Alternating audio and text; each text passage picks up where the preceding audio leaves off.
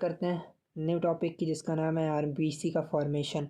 तो सबसे पहले बात करेंगे प्लूरीपोटेंट स्टेम सेल डिवाइड होगी, लिम्फॉइड स्टेम सेल और myeloid stem cell. Then myeloid stem cell आगे चल के फिर फर्दर डिवाइड होगी 3 भागों में, erythroid, megakaryoid, basophilic, committed stem cell, colony forming unit, granulocyte, colony forming unit, monocyte and colony forming unit eosinophil. तो basically आज के टॉपिक में हम सिर्फ और सिर्फ आरबीसी के फॉर्मेशन की बात करेंगे। तो erythroid, megakaryoid, basophilic, committed stem cell आगे चल के फर्दर डिवाइड होगी, colony forming unit erythrocyte, colony forming unit megakaryoid, colony forming unit basophilic, colony forming unit erythrocyte आगे चल के मैच्योर होके फॉर्मेशन हमारा करेगी आरबीसी का। मेगाकैरियोइड प्लेटलेट बनाएगा, बेसोफिलिक बेसोफिल बनाएगा। अब बात करते हैं मैच्योरेशन। यहाँ से बात करेंगे कॉलोनी फॉर्मिंग यूनिट एरिथ्रोसाइट से आरबीसी कैसे बनी।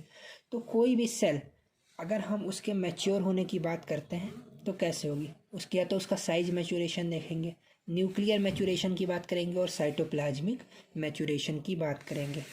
अब जो है बात करते हैं, सबसे पहले ये हमारे पास रहा कॉलोनी फॉर्मिंग यूनिट एरिथ्रोसाइट।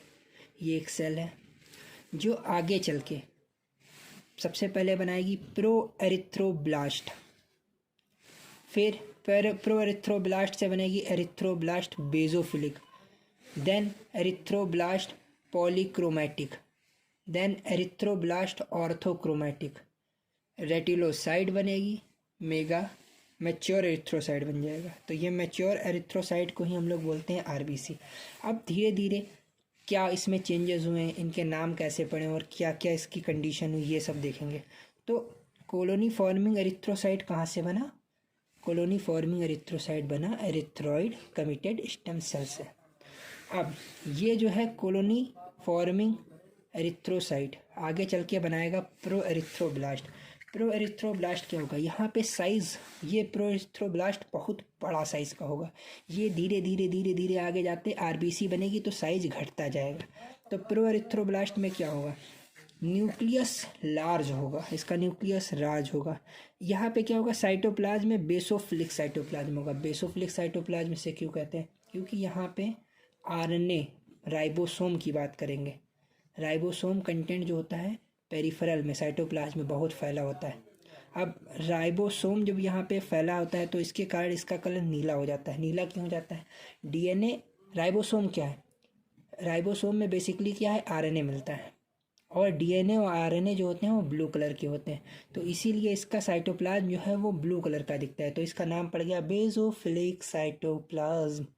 अब उसके बाद क्रोमैटिन की बात करते हैं। तो बेसिकली यहाँ पे 2 तरीके के क्रोमैटिन मिलते हैं। 2 तरीके के क्रोमैटिन होते हैं, ये क्रोमैटिन नहीं होते हैं, ये फॉर्म होती हैं। एक क्या होता है, बहुत टाइटली बाउंड होता है, ठीक है, और एक होता है लूज होता है। जब टाइटली बाउंड धीरे धीरे अलग अलग होता है तो वो लूज हो जाता है। टाइटली बाउंड को बोलते हैं डेंस। ये जो डेंस होते हैं उसके साथ साथ ये इनएक्टिव होते हैं, जिसे बोलते हैं हेट्रोक्रोमैटिन। और दूसरी तरफ यू क्रोमैटिन की अगर बात करें तो ये लूज होते हैं, एक्टिव होते हैं। तो इसमें जो होता है लूज क्रोमैटिन मिलते हैं, क्योंकि इसे डिवाइड होना है आगे चल के, तो यू क्रोमैटिन प्रेजेंट होता है। यू क्रोमैटिन को दूसरा नाम जो है वो बोलते हैं फाइन क्रोमैटिन। फाइन क्रोमैटिन हो गया। अब इसके अंदर जो न्यूक्लियाइड होता है, राइबोसोमल फैक्ट्री कहाँ होती है, तो न्यूक्लियाइड को राइबोसोमल फैक्ट्री भी कहते हैं। अब ये प्रोएरिथ्रोब्लास्ट हमारा बन गया। प्रोएरिथ्रोब्लास्ट से अब क्या होगा, साइज डिक्रीज होगा। तो प्रोएरिथ्रोब्लास्ट से बनेगा erythroblast basophilic, erythroblast basophilic cell.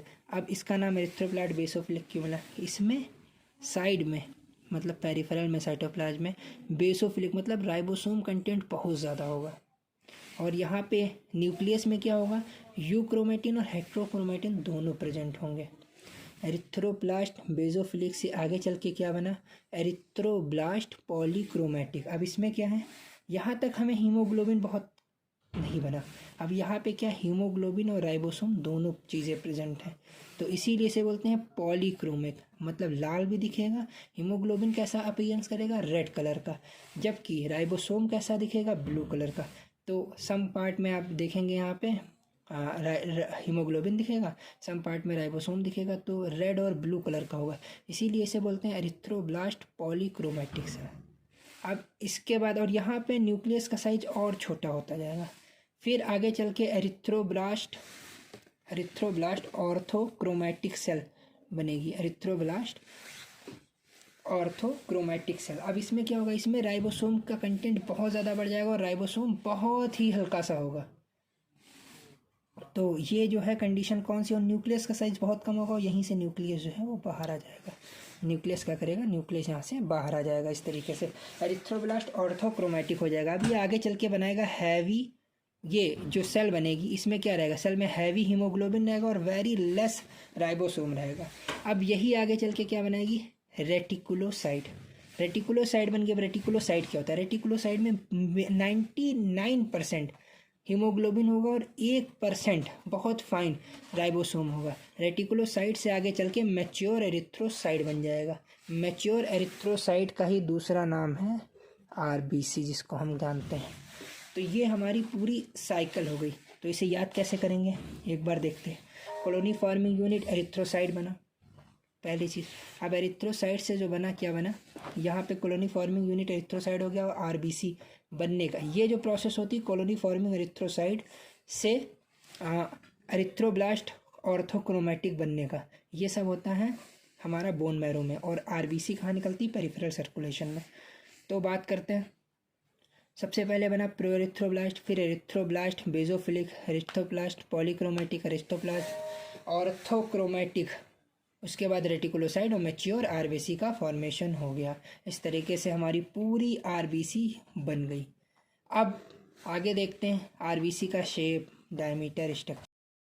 तो अब हम बात करेंगे आरबीसी का, कि आरबीसी का शेप कैसा होता है, साइज़ कैसा होता है, आरबीसी क्या है बेसिकली। आरबीसी का फॉर्मेशन तो हमने देख लिया, अब आरबीसी के बारे में जानते हैं।